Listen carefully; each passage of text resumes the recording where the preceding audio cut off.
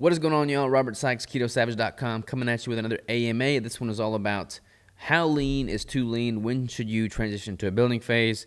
When should you get out of your cutting phase? But before I dive into that, let's roll the intro.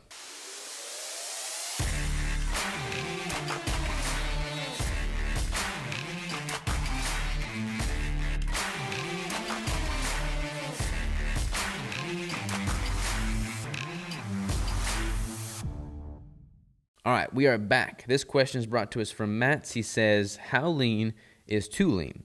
When to end a cut and start reversing to boost the metabolic rate? All right, so this is obviously going to be very individualized based off of the person's sex, the person's length of time in a cutting phase, et cetera, et cetera, et cetera. When you're looking at just the body composition, and you're a guy, so we'll talk about it from a guy's perspective. Whenever I'm doing a competition, for instance, I don't know how lean you've gotten, but when I'm stepping on stage to compete as a male in a bodybuilding show, I'm typically sub 5% body fat, oftentimes 3 or 4% body fat, which is incredibly lean and not sustainable long-term and not pleasant to sustain long-term. So I certainly don't recommend staying there for very long. You can peak for an event like that, whether it be a photo shoot, a bodybuilding competition, a challenge, whatever it is that you're trying to peak for from a leanness standpoint. And you don't want to stay there for more than a week or two because it's just not healthy to stay there for more than that time. Then you want to reverse back and get kind of more to a healthy surplus and start building muscle. If you don't get that lean, as a guy, say you get down to sub 10% body fat, I feel like you can maintain, 8% to about 12%. And you're going to look pretty good at that intake, pretty good without any kind of long-term adverse effects from a hormonal or metabolic standpoint, as long as you're doing so with ample calories. But if you had to lose a bunch of weight to get down to 8% body fat or 10% body fat, then you're probably in a pretty extreme deficit. So then when you do reverse back out, you're probably going to gain a little bit of body fat, because if you diet down and you get to 8% body fat and that's the lowest you get down to, you're going to need to reverse your diet and increase your calories, so you're not going to be able to sustain that 8% body fat for long. However, in the example of what I just gave with the bodybuilding composition, for instance, I can diet down to like 4% and then get back up in calories and still probably maintain that 8% pretty easily. It's not going to likely be optimal from a muscle building standpoint, but I can maintain that 8% body fat without any types of long-term adverse effects. However, like I said, it's not really conducive to building as much lean mass as I would prefer, so I don't really want to stay that lean.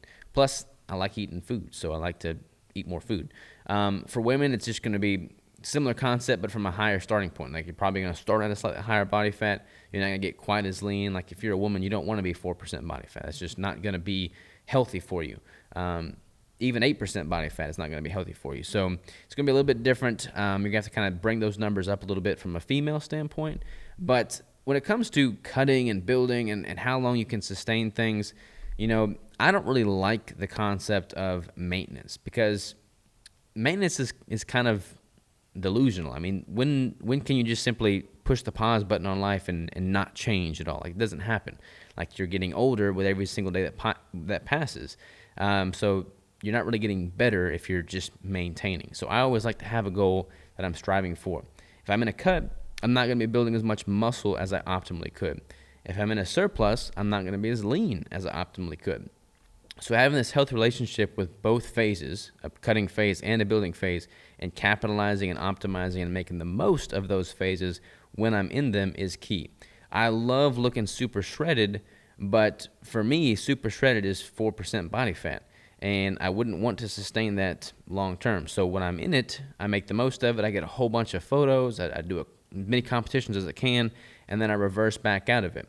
Now, the cool thing is, when you do that a few times, when you cycle through these cutting and building phases, and you do so in a healthy manner with a ketogenic approach that doesn't really tank your hormones, then you're able to kind of reset your baseline at a pretty impressive lean physique anyways. Like, right now, for me, I'm at a building phase. I'm in a building phase, and my body fat is probably somewhere between 12 and 14%.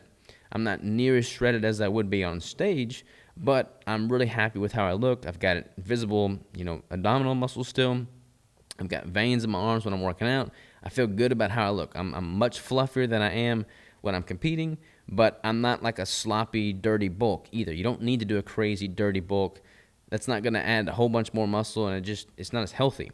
So kind of doing these phases enough times for your overall baseline maintenance to kind of level out at a very healthy intake in which you're consuming ample calories and you're at a pretty healthy, reasonable body fat percentage is and should be the goal. I'm about 15, 20 pounds over stage weight. That's pretty reasonable. There's no need to be 50 pounds over stage weight. So hopefully that answered your question there. You don't want to stay in a deficit for far too long. And a good rule of thumb with deficit versus building phase is give yourself at like a 3-to-1 ratio. So if you're cutting for 3 months, then be at a surplus for 9 months. So try and take that 3-to-1 ratio as a minimum and make sure that you're not spending most of the time in a deficit. Hopefully that answered your question. Thank you so very much for the question. You requested some coconut cream keto bricks, so I will send those your way. For anybody that does not know how these A.M.A videos work, if you submit a question via the link in the description below and I use that question, I will send you some keto bricks of the flavor of your choosing, and as a token of my appreciation for the question in the first place. So thank y'all again so much for the questions. Thank y'all for the time. Talk to you next time.